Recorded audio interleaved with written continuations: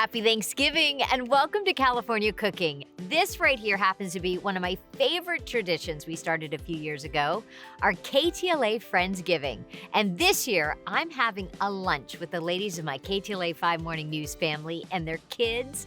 Coming up, Megan Tellis, Alina Bovian, and Ginger Chan are sharing their family's Thanksgiving recipes. Then, Megan Henderson, Lauren Lister, and I are mixing up festive cocktails and a dessert perfect for a holiday lunch. Let's start with the dish I'm making for this year's Friendsgiving. It's quick, it's easy, and it has all of the flavors of the season. An apple Dutch baby is perfect for a brunch with the ladies. Here's how it comes together.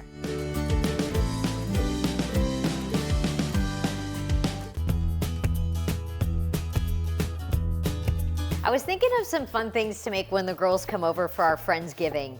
And we're having kind of a non-traditional menu. And I thought this would be a fun idea because it's lunchtime and it's kind of a cross between a dessert and a brunch item. And I think it'll be a nice addition to the table. So it's a Dutch baby, but an apple Dutch baby. And if you haven't made Dutch babies, which I have before, it's so easy. It's almost a cross between, it's like a pancake, a souffle, a dessert, I don't know, it's easy, I'll tell you that much. It's easy and it's kind of a showstopper because it puffs up all golden brown and beautiful. So I peeled a couple of apples and you just want to slice them thin. You can make it in a pie dish, you can make it in a cast iron skillet, but the first step is you melt the butter in the oven, in your pan. So 4 tablespoons of butter, 400-degree oven. I'm gonna pop this in there, let this melt and get all bubbly. Okay, our butter is in the oven, getting bubbly. And now first of all, the apples. So you're just gonna wanna slice them kind of thin because this isn't in the oven that long. So if your apples are too thick, they'll be crunchy. So I would cut your apples as thin as you can get them. 2 to 3 apples should be plenty. Now the thing about a Dutch baby, I will say, is when you make it, you want to immediately take it to the table and immediately serve it because the longer it sits around, it deflates a little like a souffle would. So just think of this as something, maybe you make the batter ahead, you just stick it in the fridge. That's why I'm making it in the blender. And then right as people are getting ready to sit down to eat, you pop this in the oven. Okay, apples are done. Now to our batter. So I'm gonna make it all in the blender. I've got 3/4 of a cup flour. And we've got same amount with your milk. I'm gonna do whole milk, 3/4 of a cup milk, 4 eggs, so it's a very eggy batter. And honestly, this would be such a nice dish to make Thanksgiving morning, kind of a light little breakfast before the big meal, or the day after Thanksgiving, when you've got a little more time maybe. Tablespoon of sugar, it's not that sweet. 1/4 teaspoon of baking powder, 1/2 teaspoon of salt. Okay, those are your ingredients, that's it. Hit blend.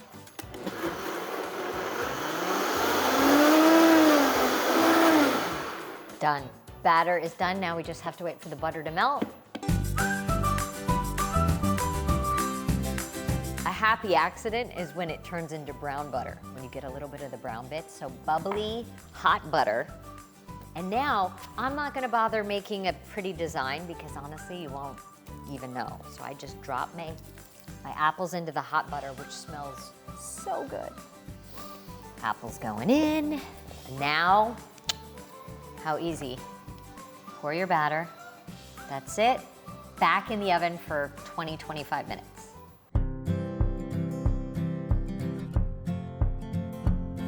Isn't this beautiful? Our apple Dutch baby puffs up, and that's why you want to bring it to the table right away. But first, make it snow a little bit of powdered sugar, and you've got the most beautiful apple Dutch baby for dessert, for brunch, for breakfast.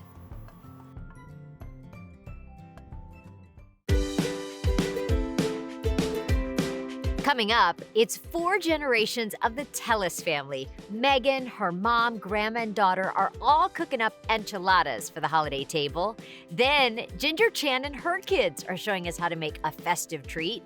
But first, Alina Bovian and her mom are making a holiday dish that's always on their family table this time of year. It is a showstopper salmon that'll give your turkey a run for its money. That's coming up next.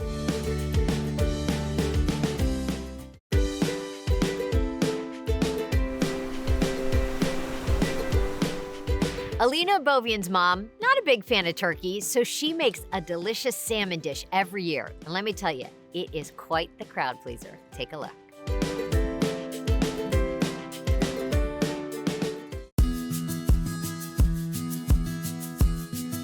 Hi guys, welcome to my home, welcome to my kitchen. I am here with my mom. This is Alina, except she's Alina with an A. I'm Alina with an E. We are cooking up a storm today because I'm gonna be taking this dish that we are making for Thanksgiving over to Jessica's house. We're having a girls only Friendsgiving, and I brought in the big guns for this one. I brought in my mom so that she can help me make a salmon because she's not really a fan of turkey for Thanksgiving. When you're cooking turkey, it's like, how is it gonna come out? Is it gonna come out soft, moist, and people always complain? I decided that I always cook salmon. And people don't eat turkey, but they eat my salmon. It's nice to have as a side. So we have our wine. Cheers, Mommy. We're gonna cook, and hope you guys like this recipe because it's a hit in our house. They're gonna like it. Yeah, if you say so. If you need more recipes, we can introduce you with more recipes. Yeah, stay tuned for the Alina and Alina cooking show coming right up. Pomegranates for Armenians, big deal, especially around the holidays. It symbolizes Armenia. It symbolizes good luck, good fortune, prosperity, fertility, all the good things that you want for your family, especially around the holidays. So we sprinkle it literally on everything. New Year's, Christmas, Thanksgiving. So let's start with the salmon. Basically, you want to start with a nice, solid piece of salmon. We're gonna start with the honey glaze. It's a honey, butter, and garlic glaze. I'm sure you can imagine. It's gonna be pretty fantastic. You wanna start with butter. This is about 5 ounces of butter. Then we're going to add some garlic. It's about 3 cloves. You read my mind, Mom.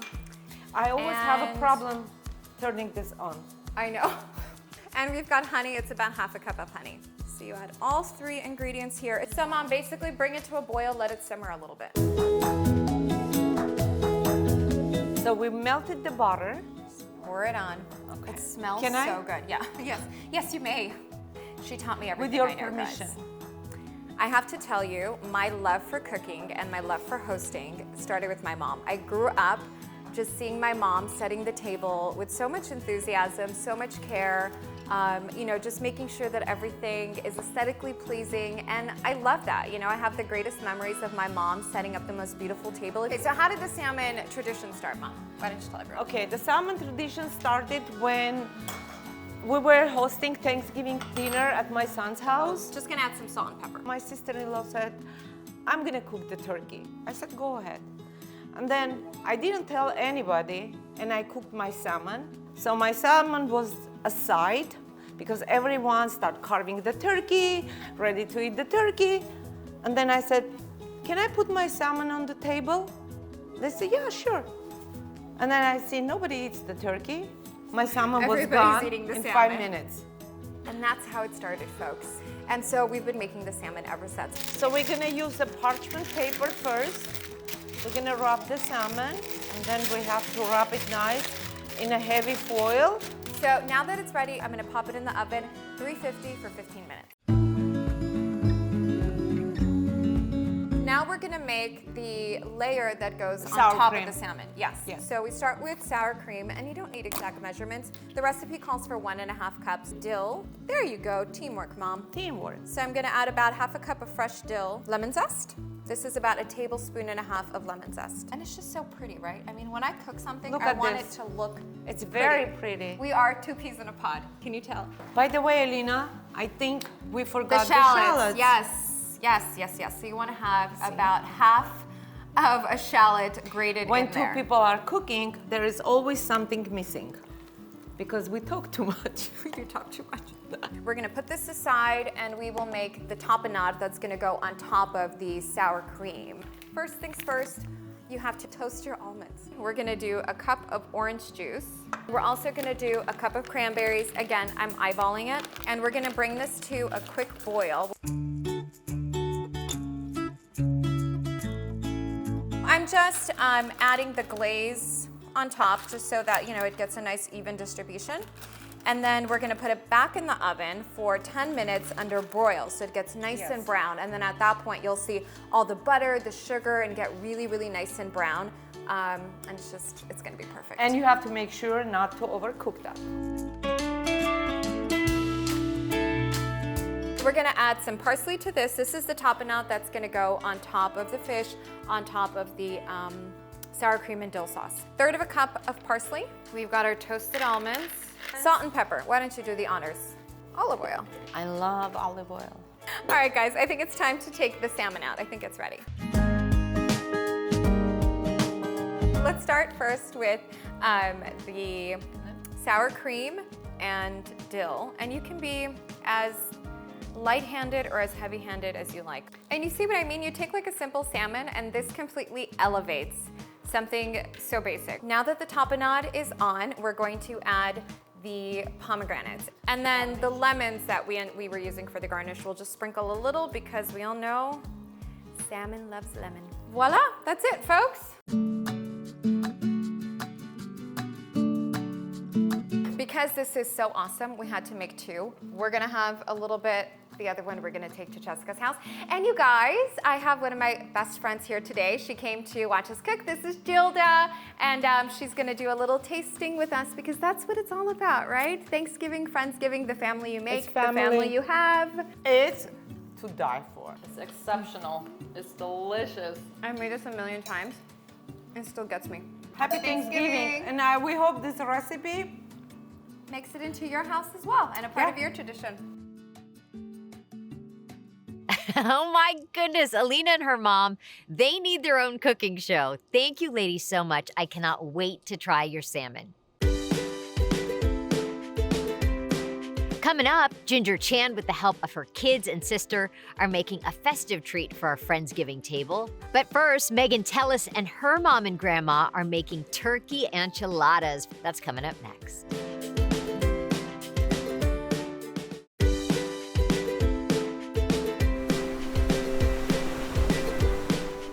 It is a Thanksgiving tradition for Megan Tellis and her family. There's always a platter of enchiladas on their holiday table in honor of Megan's grandma, Rachel. Let's head to Megan's hometown of Rancho Cucamonga to learn more about her family tradition.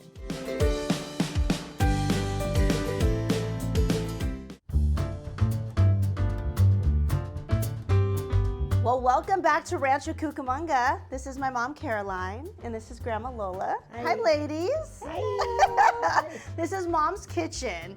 And when Jess was like, hey, you want to come over for Friendsgiving? It's a bunch of girlfriends. I'm like, heck yeah, let me get with my 2 very best girlfriends and make what we eat every Thanksgiving. Let's say it all at once. Enchiladas. 1, 2, 3. Enchiladas! Okay, the recipe, it's very special to you, to me, to you, because we're one big family. So Lola Ray, as you know, my daughter, almost 3 years old, she was named after Grandma Lola. Yes. And my Grandma Rachel, who we call Grandma Ray. And Grandma Ray passed away years ago. About how many years ago? Oh, it's been 20 years. 20 plus years. And her recipes live on the kitchen table every Thanksgiving and really any day of the year. Where do you start, Mom? Okay, so the first thing I do is I make the sauce. So there's very few ingredients that go into the sauce. So it's the green chili without the liquid. It's just the chilies. And then a can of cream of chicken soup, sour cream, a whole tub of sour cream, and onion. We throw it all in the blender, we mix it up, and your sauce is done. Well, let's do it. Okay, let's do it. We'll start with the green chilies, and I just kind of eyeball it. There's really no exact way to do this, so I put about 3, and this is a 7-ounce can. And then this is a full tub of sour cream. It's a whole container of sour cream. And this is half an onion. I just cut it up. It doesn't matter how you cut it up because it's gonna go in the blender and it's all gonna mix anyway. The cream of chicken soup. I think this is actually what makes it. So we've opened that up. Cream of chicken soup. And this is something Grandma Rachel, I wanna say, just kind of put together herself. She was great in the kitchen. If there's one person that I could talk to again in my life, I feel like it would be Grandma Rachel. And she always had like the longest nails, like Grandma Lola. And then she had a ton of jewelry. And so people She always did, saying like, everything "Your she jewelry." did came out beautiful. She was very crafty. I remember for your wedding, she made the arch, And she was good at everything. For mine and Greg's wedding. And she was so fabulous. So rest in peace, Grandma. This is for you. We're just gonna mix this up. Okay, and I think that should be about the consistency that we need. So what we'll do first is I'm going to pour a small layer of this in the pan so that when I lay the enchiladas down, it doesn't get stuck on the bottom. So we'll do that first. And then what Megan's gonna do here is we have turkey. So we have some shredded turkey, some jack cheese. It's best if you get the jack cheese in the block and shred it yourself. You could get it in the bag already shredded, but I feel this just makes for a more authentic flavor. It's very simple. We're putting the shredded turkey here. And then when it comes to the cheese, I like cheesy. Yes, and again, this is up to you. And tell me, I like a fatter, but you tell me what you want here. Yeah, that's fine. And then we just roll it, not like a burrito. You don't fold in the ends. It's a traditional enchilada. You just roll it up, and then you're just gonna start layering.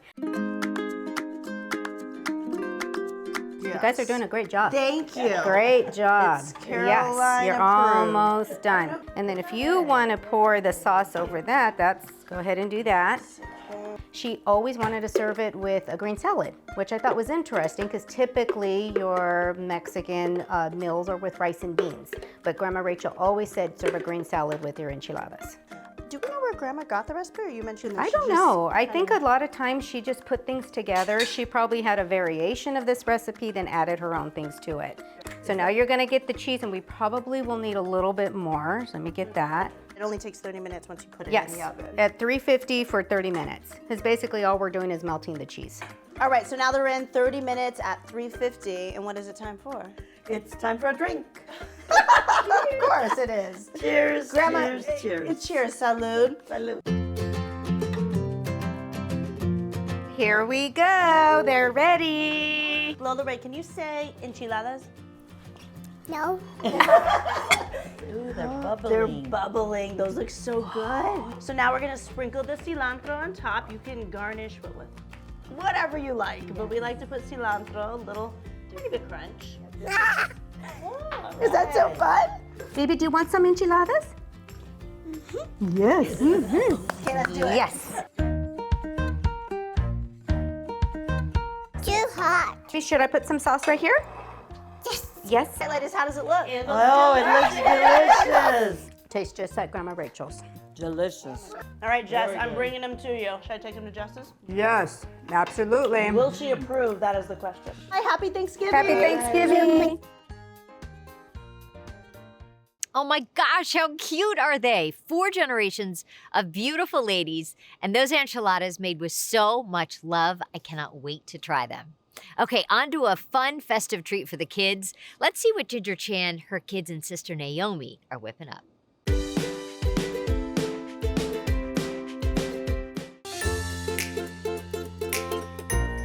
We are going to go to Jessica's house for Friendsgiving. Thank goodness we have Auntie Nene here to help a bad cook, mom and sister, in terms of what to take over to her house. So we got this fun dish. What is it called again? It's just called popcorn on the cob. Popcorn on the cob. All right, so hands are washed, everybody? Yes. All right, and gloves on, so we're double protected. You do the honors of pouring in this popcorn. Can I do the You can do that too, but we're gonna wait in a second to do it because if you do What it do too I soon. get to do? What are you gonna get to do? We'll see. You can eat all the popcorn. All right, hang on. Now. Okay, stop. Oh, no. All right, now then we stir it around. Stir. Well, how would you describe this? I would As I describe it stir it. as kind of like the marshmallow Rice Krispie treats, you know, but with popcorn. And then it's supposed to look. What's the finished product gonna look? It's gonna look like corn on the cob because we're gonna wrap it up in this, and this is supposed to look like the corn husk, you know? Yeah. It's fun for the kids, right, guys? Yeah. All right. Getting a workout here. If anything falls off, don't worry, I'll get it. Oh, I bet you will get it. Okay, stop. And look at the M&M colors too, right? They're this- Reese's. Oh, I mean these Reese's colors. Reese's. This is kind of what it looks like. Yeah, definitely. She has 2? Yeah, baby. Rice Maybe. Krispie treats, but with popcorn. Awesome. All right, let's let it cool for a second, and then we'll start wrapping it. Yep, sounds good. Naomi is hosting. She hosts more often than not. So tell us what you like about hosting. I love hosting. I love having all you guys together at my house, and I love cooking for you guys. Naomi's a great cook. Thank you. I enjoy cooking, and I love having people over and being surrounded by family. What are you thankful for? My family. How about you? Food and family. Food and family. I'm thankful for my friends and my family. How about you, Nace? Family, food, friends. Those are all good things. Those Yep. are all good things. Yay, and that I don't have to host this year, unlike last year, which was torture. All right, let's start with this. So we're gonna cut this. Yes. You folded these already, so we're gonna cut this. We're gonna put the corn on the cob in this. No, don't you shape it first? We're gonna shape it. I'm just showing you what it looks like. Okay, perfect. Are you guys ready to Here shape you go. it? So you know what a corn on the cob looks like? There you go, watch your hair. Oh, wait, hold on. Let me get. Okay, spray your hands. So this is to keep the ingredients from sticking to your hands because it's pretty sticky. Like we said, just like Rice Krispie squares. Make it like a corn cob. Yeah. Shape it. Yeah. Wow, look at the way Whoa. that this is just, here you go. See, look. So you see the shape? You see how it kind of looks a little bit like a corn on the cob? We're gonna put it in the middle. I thought it was on the side. Oh, you know what? Yeah, we can put it on the end, and we're gonna roll it. We're gonna leave 2 inches on the bottom. Okay, from the bottom. It looks like corn. Yeah, there you go. Now, take the bottom and squeeze it. All right, guys, these look amazing. I think they look fun and festive, and I think kids will like it and adults will be super jelly. So thank you, guys. That was awesome. Yay! We should do it again, right? What do you think? Yeah. Easier than we thought. Let's try them, guys. Everybody take a piece. All right, you guys ready All to right, try so you can them? have your Wait, treats. which one was mine? Ooh, mine is very marshmallowy. Oh, these are great because they're made with love, you guys. Oh, very yummy. Oh, that's good. Ooh, the peanut butter is kind of melted. Awesome. Mm-hmm. Soft. Happy Thanksgiving! How cute were those popcorn on the cob? I know the kids are gonna go crazy for those. Well, all the recipes are ready to go. We've got centerpieces for the holiday table to put together, cocktails to mix, and one more dessert to prep, and I'll be all set for the girls. Don't go away, we've got so much more coming up on our very special Friendsgiving episode of California Cooking.